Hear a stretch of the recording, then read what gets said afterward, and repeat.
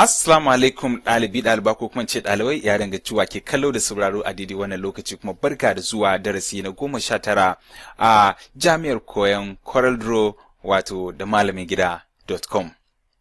A wannan darasin za mu yi magana ne akan rubutu, don kuwa a graphics design sadarwa ce wajen amfani da launi, rubutu, zane da kuma hotuna. Saboda haka bari mu dukufa mu fara akan rubutu.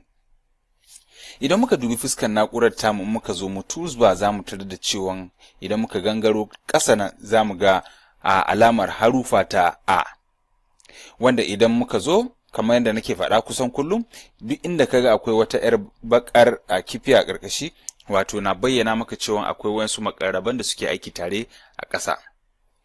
Idan muka zo muka danna za mu tarar da cewa akwai teburi sannan kuma akwai text. To a yau za mu dukufa ne zunzurutu akan text, domin text wato sashin rubutu a Coreldraw yana da girma sosai, saboda haka za mu fara da mafari kafin mu zo mu ci gaba a advanced level. Idan ka danna ita wannan icon da kake gani za ka tarar da wannan 'yar kuras ɗin da kuma harufa ta A.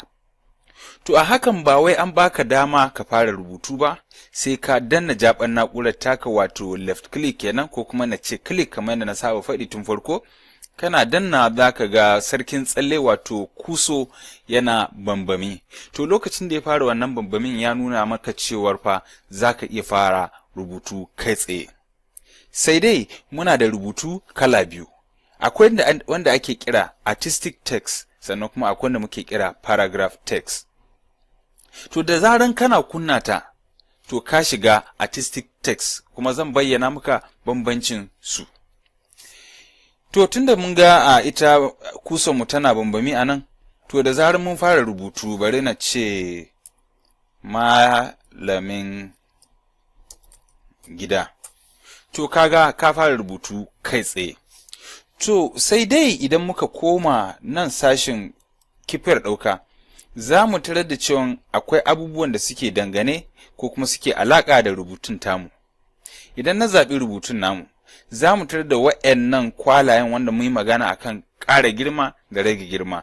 To na iya zuwa nan na ja, za ka tarar da girman ya ƙaru. Bugu da ƙari kuma za mu iya tarar da nan wanda wato ita ce properties bar. Kamar da muka faɗa, properties bar dama takan fito da abubuwan da ya shafi dangantaka ko halayen abin da muka zaɓa. Don ko yanzu idan na zaɓi waje wato na deselecting za ka ga ba abin da ya shafi sashin rubutu a nan, amma idan na danna za ka tarar da cewa sashin duk wasu abin da ke alaƙa da rubutu ya fito a nan wajen.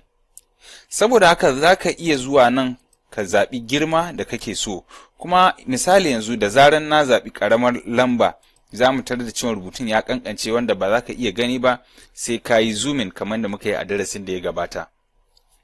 Idan muka zo nan muka ƙara girman wato kamar 100, za mu tarar da rubutun namu ya ƙara girma. To kada mu ga cewar akwai lambobi da suke nan, kana da izinin ka rubuta taka. Misali yadda muka ga a nan 100 babu 120, to za ka iya zuwa nan ka highlighting sai ka ce 120. To kana danna enter, to za ta baka girman 120. To ya danganci alƙalamin na'urar da kake aiki da ita. Akwai abin da muke kira bold, wato shi ke sa rubutu ta yi ƙiba ko ta rame.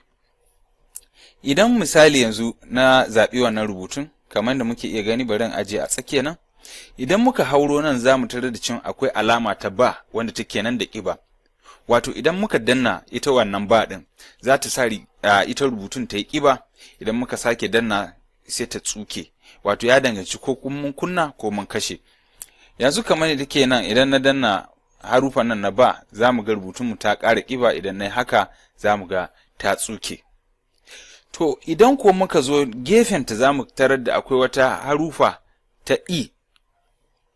Wato ita wannan harufan ta E ita take sa rubutu ta yi a kwanciyar magirbi.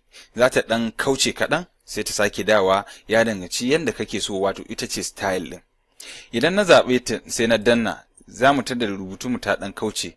Bari in sake koma yadda take kwanciyar magirbi, yadda take kwancen magirbi. To wannan abin ya danganci wani irin alƙalamin na'ura ka zaɓa. Akwai waɗanda ba su da alaƙa da ƙiba, akwai wanda ba su da alaƙa da kwancen magirbi.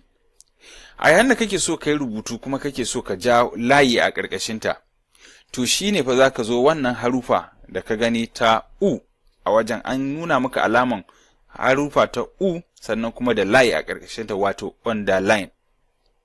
To da zaran ka danna za ka tarar da cewa kana da layi da ke ƙarƙashin wannan rubutun. Idan ku ka danna za ka tarar da cewa rubutun babu layi a ƙarƙashinta. To kamar da na faɗa shi ne, ita na'ura tana da wasu alƙalamin na'ura wanda muke kiransu fonts. Idan muka danna nan, bari in kau da wannan gefe domin mu ga abin da nake nufi. Idan na danna zan tarar da cewa ga sunan burjak. To duk wanda na danna yanzu haka na zaɓi wannan zai canja tsiffin zuwa wannan alƙalamin na'ura, wanda in muka duba nan za mu tarar da cewa harufa ta ba ta dashe, sannan kuma na kwancen magirbi ta dashe. Wato wannan alƙalamin na'ura bata da alaƙa da zama tana da jiki ko kuma ramimmiya ko kuma ta kwanta. To haka aka yi ta kawai, iya abin da aka iya ma wannan sai dai ka sa mata underline a nan, muka danna sannan muka sake danna ta ɓace. Kada mu manta cewa za mu iya ba da launi wa rubutunmu kamar da muka yi da sauran siffofi. Yanzu yanda muka rubuta malamin gida a nan, muna da ‘yanci mu ce koriya, in bata mana ba mu ce ruwan bula, ja da dai sauransu. Sannan ita ma ba a batta a baya ba, za mu iya mata launin shinge kamar da muke yi a da. Idan muka zo muka ce muna son launin shinge ta zama ruwan bula, za mu iya ganin ta a nan. Bari ƙara girma, za ka tarar da ita a gefe nan. Saboda haka a darasin da za mu shiga, za mu yi magana ne akan ita paragraph text. Saboda haka a kasance tare da mu.